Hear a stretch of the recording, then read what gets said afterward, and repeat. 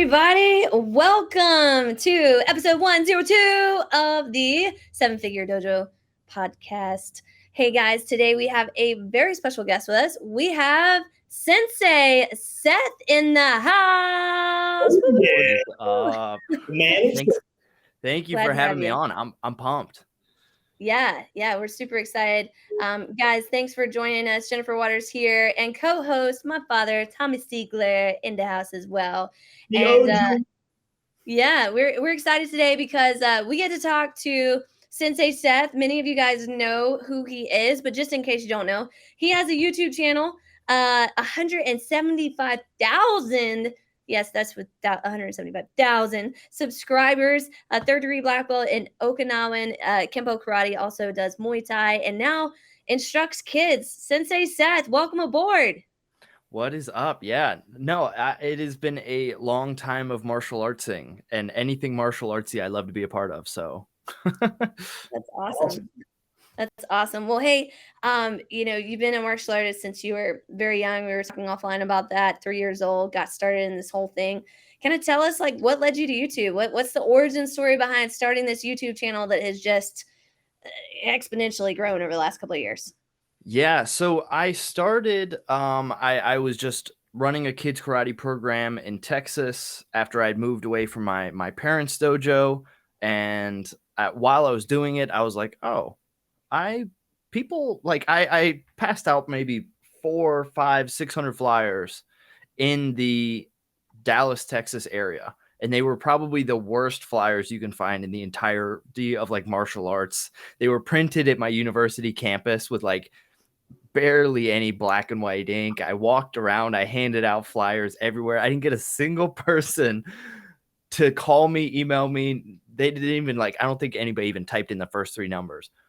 But after I did that, I was like, okay, well, maybe I should look at like social media. I started doing a little bit of pictures every now and then and just kind of like got a little bit of the social media bug. So by the time I was maybe a year in, I started realizing that Instagram was like a huge place to be able to like captivate people's attention when it came to one, just kind of like entertainment. And I always thought the entertainment of it was pretty fun. I watched tons of YouTubers who were in martial arts growing up, but then also it was like more parents were starting to get onto Instagram.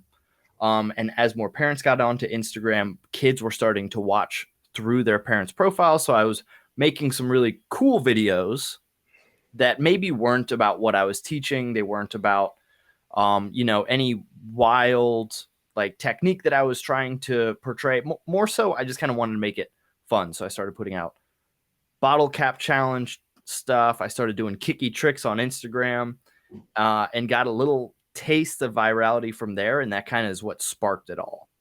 Sweet. Interesting. Started on the gram. Yeah, on the gram. Yeah, I realized it was so much easier to get views on Instagram because they're so short. The videos are so short. So it's very easy to just for a few seconds, just be like, hey, can I have like a quarter of a second of your time before you like just scroll up a little bit? It was much easier to get that than it was to get somebody to sign up. So having that like brief moment of attention was like, okay, well, if I can get enough of those brief moments, maybe people will start signing up for class. And then what was interesting is that I found out I was really good at getting those brief moments. So that became kind of like the main effort was to put more effort into the Instagram, which eventually grew into me realizing that YouTube was huge when it came to it was more reliable of a source of income. And I saw so many people who were in the same field that were making reliable income. So I was like, oh, well, YouTube's where it's at. And then that's where that kind of blossomed. Wow. Awesome. All right, Dad, throw down. I know you got some questions and you were ready to rock and roll. Yeah, I got something for you. I got some stuff for you. So don't take this the wrong way, because if you do, you can't do anything because we're on a video. Mr. Seigler, I don't think I could do anything anyway to you. How did you come up with the Sensei Seth personality? Or are you just like that all the time? 100% I'm just like that all the time. Okay. Yeah, I mean, and my dad's the exact same way. So it probably came a bit from my dad, from my mom, who were also karate teachers. Growing up I started teaching kids when I was 12, maybe. Even as like an assistant coach, I'm sure I wasn't doing much. I was probably more of a pain in the butt to my parents than I was a help to these kids. But a lot of it definitely stems from being around kids, teaching kids. The personality of it maybe is a little exaggerated on YouTube, but 100% that's definitely who I am as a human. The Sensei Seth part was just like, oh, I feel like I should have like a catchy nickname. So some kids call me Sensei Seth now because of how they've seen me on YouTube and stuff like that. But beforehand, I had way more adults that would call me Sensei Seth, like ironically, than the kids who I was teaching, which is fine with me. Wow. Wow. That's cool. That's really cool. Yeah. So initially this whole thing is because you were teaching karate and you were looking for a way to get more people to know about you and all that. And so started throwing it on the gram and then, getting that virality. What was it like transitioning from Instagram to YouTube? You mentioned stable income. So I imagine this is something now that you're either doing very heavily part-time or you're now full-time YouTuber. Like, tell us a little bit about that. I am definitely a full-time YouTuber. This last week, I think I've spent maybe 30 hours editing, maybe like 6 filming. I mean, this is a big project that I've been working on, but the transition was interesting because the nature of doing like trick shots online is that it's just a sheer it's reps. So it seems like these impossible things that people do because they must be like insanely talented or skilled. Like you look at, I don't know, like a Dude Perfect or something like that. But in all actuality, it stems from people just trying until like the first one, I had a trick that went viral that was like the bottle cap challenge, right? I don't know if anybody remembers that. Oh, yeah. That was I think I was the second person to like do that. The first person was like, hey, I challenged Seth, this guy. So we were in like a group of people who were like going back and forth with each other. And when he posted that, I was like, oh, I don't have anything else to do. And I think I recorded me trying to get this one trick shot from 9 p.m. I remember it was until 2 a.m. is when I finally got it. Oh my gosh. And I mean, like, I didn't have anything else to do, but I finally got it and was like, okay, this is just like probably some silly thing. Maybe it'll do well. And then it like John Mayer did it, Jason Statham, which, some in a way helped me, but not something that I expected. So the time put in, it honestly feels a little more gratifying on YouTube because I can see the whole process rather than just messing up a ton of times until finally just getting it. Yeah. But it wasn't too crazy of an adjustment, mostly just a ton of editing. But yeah, no, once I'm here though, YouTube is I think it's a little bit healthier too, because on Instagram you can come up with something so cool and you're so excited about it, and then it can get like 100 views and you're like, oh no. And then also you probably didn't even get paid on Instagram for the really cool ones. So so YouTube has been a lot nicer to me as a platform, and it's been really cool because I do stuff with I teach kids karate program. Not a ton of people find me through kids karate because either kids do watch a ton of YouTube, but I don't necessarily pop up as someone who's, I'm not like advertising myself as a kid friendly channel. Right. So I'm not like on, I think it's called YouTube Kids. Yeah. There's a special platform for it. But then also, mostly if they're a parent who's trying to sign their kid up for karate, they're also probably not watching martial arts stuff. So a lot of the stuff that I've seen, traffic that's been coming in, has been for either the Muay Thai gym that I train out of, which is great. Once a week, somebody will come in and be like, yo, I found this gym because of Sensei Seth. And I'm like, oh, that's crazy. I don't even teach her. What's up? Or like every now and then I'll have, which is incredibly cool, somebody call me or text me or whatever that I had done a collab with like 6 months ago, who's like, yeah, I just had somebody come in who said they saw it through the channel and they checked out the gym, which is great. Like the whole purpose that I want to do entertaining martial arts content is so I can get more people into martial arts. So YouTube, I think, has been, it allows people to see like the more of the good parts of martial arts, which is great. That's like all I can ask for. Sweet. That's awesome. Yeah. That's awesome. Yeah. Cool. Dad, what you got for him? I know you're going to hit him with another hard one. No, well, tell us a little bit about your, and not the YouTube aspect of it, but about you. You teach kids. Do you have a school that you teach out of? Do you teach out of a rec center? Is it a garage? I mean, what are you doing? Yeah. So when I was in Texas, I started, I remember I was working for a motor skill development school pretty much. It was just kind of like 6 months old through 11, trying to work on small and large motor skills. And then that shut down. I was like, oh, I wish I could just like teach karate again. And you hop around to every single karate school you can possibly find. And very rarely do karate schools hire people who are from outside, whether it be the difference in requirements, curriculum, working with kids in general is always like, you want to be super safe. So I was like, well, I'm just going to start teaching kids from their house. So I started driving to parents' houses, teaching homeschool co-ops, daycares, parks and rec. I probably had like 7 or 8 stops when I was in Dallas that I would hit once a week and teach my kids that way instead of, owning a building and having to make payments, which I couldn't afford. And then I kind of started doing the same thing when I moved to North Carolina. And then from there, once it was right before COVID started, I met my now Muay Thai coach, Josh and Alex Beckett, who run a Muay Thai gym. And I was like, hey, look, you guys don't have a kids karate program. This can be one of my stops. And they were like, yeah, absolutely. And then that kind of morphed into, it's the only place that I teach karate anymore. Oh, good. Yeah. It's super enjoyable because I get to teach kids karate and then also I get to take Muay Thai for free. Yeah, well, that's good. Good connection. Yeah. Definitely. Yes. So you, in the last couple of years, have taken this YouTube channel from like nothing all the way to 175,000 subscribers. That's a lot. That's a lot of subscribers. There's people that spend years, like 5, 7, 10 years, that still only have a few thousand subscribers.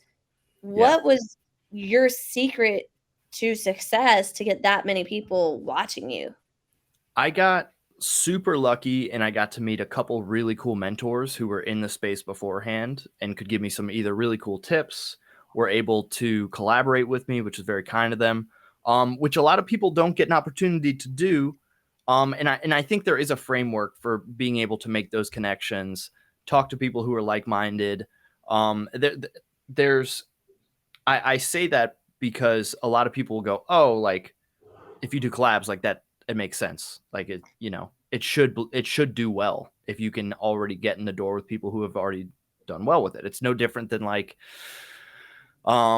living in a town where you have like the best karate coach. If you go to that school, you should become really good at karate.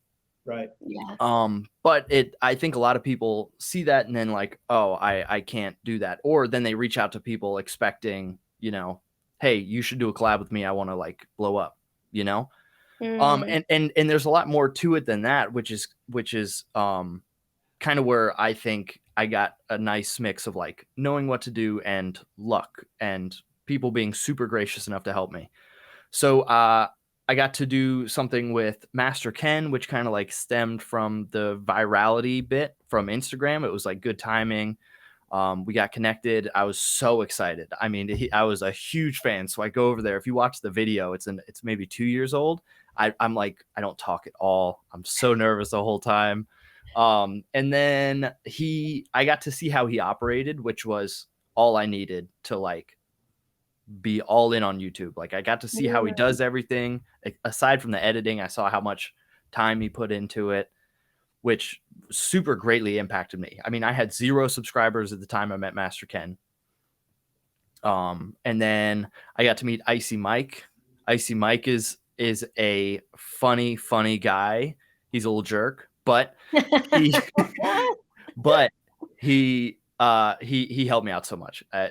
Just a huge portion of me growing on YouTube was thanks to him. Whether it be him shouting me out, but also like that only lasts for so long. He helped me kind of learn the ropes of, here's how you make a good video idea. Here's how you do, it's very important that you have a good title, you have good thumbnails, you have a good hook.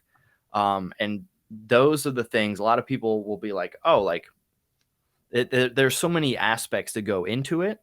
And then also, like I mentioned with like the trick shot thing, it comes with reps. Like if you can consistently get a ton of videos put out that each one you're like, oh, this is a thing that I did, this could be better. It's no different than training, where I think some people naturally have like more athleticism. They can see somebody do a kick and be like, and do the exact same kick. And you're like, oh, okay, fair enough. I do think that naturally I had a tendency to be able to pick it up a little bit more, which probably had something to do with the fact that my mom and my dad were great teachers of kids. They were able to like have like an exuberant personality that really boded well with people who wanted to learn. So I think that had a big part of it, but also I got a lot of help from people who were willing to like show me the ropes. And then once that happened, I became addicted to learning like why stuff does well on YouTube. And as soon as you learn why stuff does well, you like want to replicate it, you want to grow it. And that's kind of where it went from there. Man, that's amazing. That's remarkable. So it's just like martial arts. There's a foundation that you have to be able to build. And then you start, it's like the basics. You have to understand the fundamentals. Once you understand the fundamentals, then you can do them. You can be able to move up. Yeah. And do other things. So 100%. And then also there has to be like a level of dedication to it to be able to watch yourself not do well, but still be like, yeah, I'm still going to do it, because I believe that eventually it'll start to do well. Even though maybe right now I'm like, eventually I can see myself getting to a point where it would start doing better. I can start getting better at martial arts. Same thing for YouTube. You have to kind of like be super in it for it to start to really pick up. So I guess that would be kind of like a little bit of discipline there. Yeah, 100%. 100%. Yeah.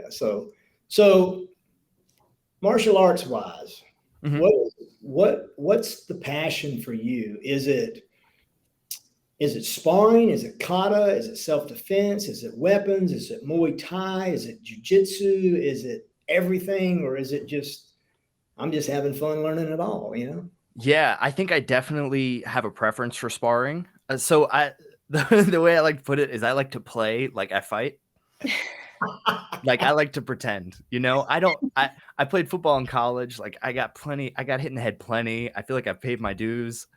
So I spar a ton. I don't really spar super hard. I think that is the most enjoyable part for me. If I could spar like 4 times a week, 5 times a week, and not do anything else, I'd be a happy man. But I do also enjoy like going out, meeting new people. Like seminars are super enjoyable for me. Anything that I get to like pick up some cool information, that's my favorite. Kind of like the journey of it is pretty fun. Being bad at stuff, trying to get better at it, seeing a bit of progress, that's super cool. But that, to me, that's nowhere near as cool as sparring and landing something super clean, and then being able to like not have the guilty conscience of, oh, I hurt this person, and then also not have a headache. That's the peak martial arts for me. Yeah. That's cool. That's cool. So was there a certain point that it kind of all changed? Like you got this momentum? Like, was it like, oh, I got 1,000 subscribers. Oh no, it jumped to 2, it jumped to 5. Now I'm at 10. Like, was there a point where that push kind of started finally going downhill and you started like getting more momentum? Yeah, I think I made a whole bunch of Instagram videos for absolutely nobody for like maybe 5 months, 6 months. And then I had one of them pop off because of the algorithm. And I was like, oh, that's really cool.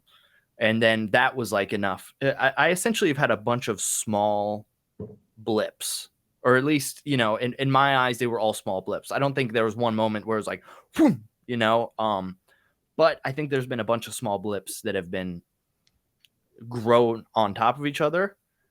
Like the mini viral on Instagram once, got the second one, the bottle cap challenge was like huge. It jumped me maybe 40,000 followers on Instagram. Then collabing with Icy Mike was a big one. That one I think pushed me over 1,000 subscribers, which from then started to grow slowly. And I say slowly, not super slowly. Like over the course of a year, I think I gained maybe 80,000, somewhere close to that on YouTube. It was pretty gradual though. And then I had like videos that did super well that brought a bunch of people to the channel. Like some of the martial arts skits that I do where I have a bunch of martial arts styles talking to each other in the same room. Yeah. That's great. Those are so fun to make. Really? That's awesome. Yeah. Oh, yeah. I watched that the other day. So true. Yeah. That's why it's so freaking funny. Is it's so true. And right. I think people, that's the thing. So you go, yeah, oh my God, this is like, so true. You can identify with each of them. Yeah, right. And that's the funny part, is that if you put all of them together, it would probably it would be one person. Yeah. But it's like, you gotta close them off in their little groups a little bit extra. But most of that stuff that I come up with, either I've interacted with someone who's very similar and then I super exaggerate it, or I just read through my comments of people who are upset. And half the times I just do exactly what they either commented or did. Like I made a joke about Jeet Kune Do not talking to anybody in the group and then sending an email at the very end of it. And I did that because I made a video, person didn't say anything to me. They sent me an email that was maybe, if it was on paper, it'd be at least 4 pages long. Oh my gosh. And obviously I didn't read any of it. So, but I skimmed through it enough, was like, oh yeah, this is a joke. This has got to be a joke. Which, like, if you feel that strongly about someone to email, I'm sure you are very, into what you're doing. So maybe it was very sound, but I had to make a joke about it. People can't see the satire and stuff like that. Right. Which makes for great content, because as soon as I put it up, people go, oh my gosh, it's so true. So most of the time it's just like common occurrences that I see. And because I can see so many different people interact with my stuff, it makes it very easy. Wow. Yeah, that's cool. So consistency is one of the key factors. I know I did myself. I did, because I wanted to see, just put stuff out there. And I think like 60 or 70 episodes of what I call Mindset Monday on Instagram, which was 45 seconds to a minute. And some of them went over to whatever the other part of Instagram was that you have to make it a minute longer. Yeah. Like back then, they didn't have reels back then. Yeah, you didn't have reels back then. So, and it was fun for me because I wanted to see how much work was involved in doing it. Yeah.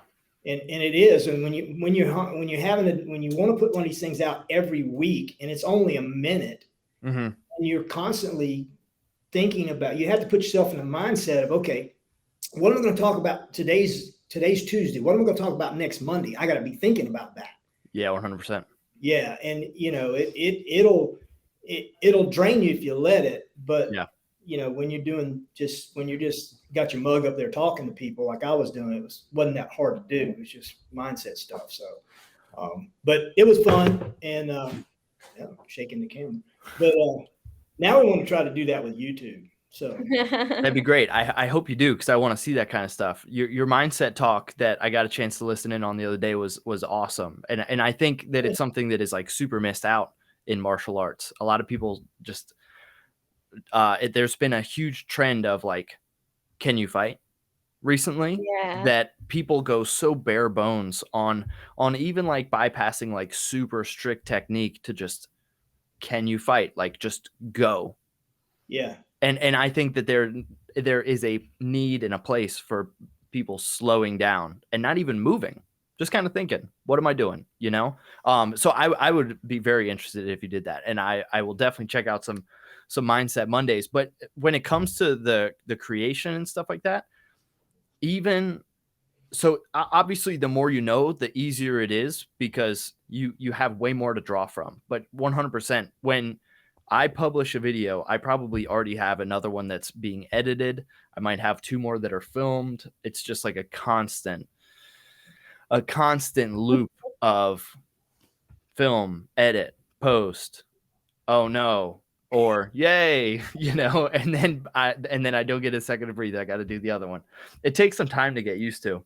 And the hardest part about it is, even the most knowledgeable people, like maybe you ran into this, eventually you run out of stuff to talk about. Like you're like, oh, like that was what I had. And you start to learn stuff. And then that's one of the reasons that I started moving towards either comedy skits, and even those are kind of like, it's hard to come up with, but so many jokes. Yeah. But tutorials, I don't post tutorials super often anymore, because there's only so many things people can learn. So instead, I'm just like, okay, what can I learn? What can I experience? There's way more experiences and things that can be taught to me, and people I can reach out to, than I can get tutorials. Right. And tutorials are great for getting people in the door, but it's hard to consistently do as content. Right, right. Well, you know, let's just do this, because I think it would be really helpful for a lot of martial arts school owners and instructors that are going to watch this. If you were giving dad advice on how to start a YouTube channel, right? Ta-da! Yeah. What would be the steps that you would say, hey, like, you should do this, and then this is what you got to look out for, and like, what's the mad dash to 1,000? Because at 1,000 you start getting monetized, right? Yeah, 1,000's right when you start to get monetized, and that 0 to 1,000 is probably the hardest, like 99% the hardest part for almost everybody. Yeah. I would say some of the main tips are, look into what is performing well, even outside of your field. Like what YouTube, if I'm kind of like engrossed in YouTube. I love watching YouTube. I watch YouTube videos about people making YouTube videos, which is like pretty niche, but get kind of like really understand the core of what YouTube is YouTube wants people to stay on the platform, so they watch more ads. So that means in order for your video to perform well, you have to get people to click on it, and then people have to watch it for a pretty decent period of time. And when you're first getting started, it's a little more difficult, because with 0 base following subscribers, it's not going to show it to a ton of people. It doesn't have a ton of people to show it to in the first place. So at that point, it's kind of like interacting with the comments section is a big one that people don't really think about. Interacting in communities, Facebook groups, Discords. You could go Reddit if you're into that kind of thing. And then making good videos about fun. I say fun. It doesn't necessarily have to be that way. Informational, educational. There's so many different routes you can start to play with, and I recommend that people do. Because a lot of people like post 7 tutorials and be like, none of my videos got any views. I'm not going to do this anymore, which is fair. Like I can understand why people would feel that way. I found a ton of usefulness in playing with a bunch of different stuff. Even my stuff, I feel like, gets stale sometimes, and I have to try something new. Like I will feel people kind of like get tired of certain types of videos. So I'm like, okay, I'm not going to post those anymore. Going to look for a new type of video, new genre of video. And when you're first getting started, it's a lot of like finding your voice, being comfortable in front of camera, being yourself. You have to find a good mix of what do I want to make and what do viewers want to watch. But then lastly, what does YouTube want to show to people? Those are like the big 3. You have to want to make it, because if you don't, then you're not going to make it. Yeah. Right. Yeah, exactly. People have to want to watch it. If they don't watch it, and YouTube's not going to show it to people. But then 3, YouTube has to want to show it to people. It has to be either friendly for advertisers. It has to be beneficial for the average view duration, watch time, click-through rate, stuff like that. But yeah, there's so many different nuances to YouTube that go beyond posting a video, which I think a lot of people, when they go into YouTube, are phenomenal. Let's go with like a martial artist. Phenomenal martial artists who have tons of knowledge, like wonderful depth of what they've done. Almost feel like that should immediately fill in the or what there's a word I'm looking for. Immediately feel like it should transfer over. Like all of that depth, that knowledge, that good stuff that they have should immediately transfer over, and they should become, they should be doing well on YouTube. And unfortunately, it doesn't work that way. Even though maybe you put out great information, sometimes nobody sees it because there's so many different things. There's so much competition. Right. That it takes a lot of, just like taking a new martial art, you have to be like, okay, empty cup. I'm a white belt. Let me learn how to do this as I do it and try to get better as I go. Otherwise, it is a very frustrating path to start on YouTube and be like, okay, I'm going to put out some stuff. People are going to like it, Yeah. So that was nice. Yeah. So success is always uphill, is what you're saying. Yeah, 100%. And even if you get lucky and, a video pops off, which actually usually isn't super lucky, but sometimes the first one you do is great, which very, very rarely. But then it's, you still have to make more. You have to do more of them that are like it. Even the success is pretty difficult in different ways. But yeah, it is definitely uphill. Oh yeah. Yeah. Like with Tony and Wonder Boy. I mean, they're cranking these things out too. I don't know how many followers they got. There's tons of them. Oh yeah, 100%. Yeah, and they're a great example of like Tony and Steven have to work just as hard as I do. Tony and Steven are like some of the coolest, best martial artists out there. Like, what a wonderful thing they have to be able to give to the world, whether it be through their knowledge, through the experiences of Stevens, being able to like, he's a phenomenal fighter. He has these really cool ways that he sees things. But on YouTube, they have to work just as hard as I do, despite all of the super cool things that they bring to the table. It's very, it's a unique effort of its own. Sweet. So if I'm hearing you correctly, the best thing to come into this with is the mindset that I don't know what I'm doing and I have to start at zero. And when you come in at that mindset, you get where you want to go. Yeah, 100%. 101. What? Yeah, 100%. My best advice would be to start it as a hobby of making the videos for yourself. Making videos that you want to see for yourself, that even maybe your like 6 friends you think would enjoy. Because the honest, hard truth is, if your 6 friends don't enjoy them, like if you can sit in a room with your 6 buddies, be like, hey, watch this, and you like cringe a little bit inside as you watch it, and you're like, oh, this kind of hurts to watch. If I can, I know that if I can show my fiance a video and I don't cringe while she watches it, that it's a good video. If I showed her any of my old videos, I'd be like, ugh.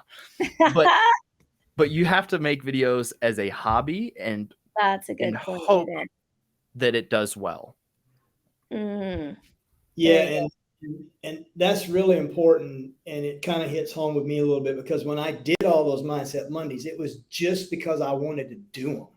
Yeah, I wanted to have stuff out there, and I knew I didn't think I was going to be doing them forever, but I wanted to say, okay, I'm going to do this for a year and a half, and I'm going to give it that much, and then I will have to do something different.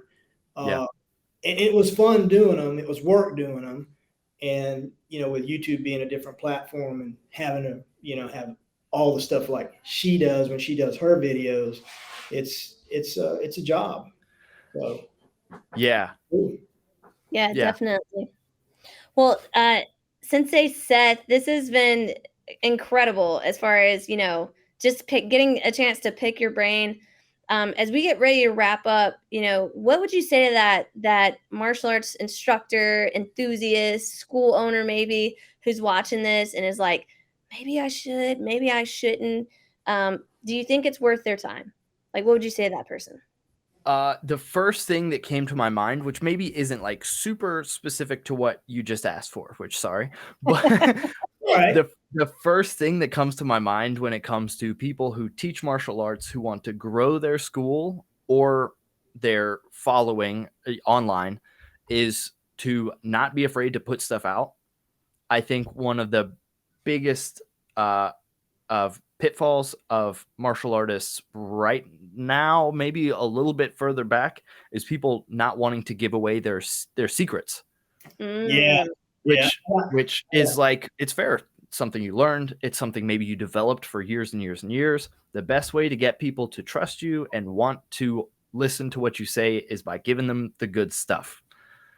I would say it's absolutely worth it if you are willing to fail a whole bunch, put in the time, and be vulnerable. And that is kind of like a few of the factors that make it worth it. Maybe it is worth it to certain people. There's some people it won't be worth it to, but they should, if they want to like reap the benefits of it, then they're going to have to be willing to part ways with some of the things that they wanted to keep secret. Yeah. So martial arts perspective is kind of like going up there and getting in a cage with Wonder Boy and expecting to win. Yeah. Yeah. You're just not gonna. You know, in the back of your head, I'm going to go show that guy something, right? And then you get up there and you go, oh, I'm scared to death. He's going to hit me. He's going to kill me. But you do it anyway, right? Yeah. Well, I also know that Steven is a very nice guy who would not hurt me. Not hurt me on purpose. No, he wouldn't. Yeah. But yeah, 100%. Awesome. Great. Well, Sensei Seth. Yeah, great information. Yeah, it was awesome having you here, being a guest. Hey guys, if you are not subscribed to this man's YouTube channel, you are missing out on some great content. Go check him out. You can just type in Sensei Seth. He's like the only one with that name out there, and there is a ton of fun stuff. One of my personal favorites is all the martial arts styles talking to each other. So you gotta check that out. Leave a comment for sure. But thanks very much for joining us today. We appreciate it.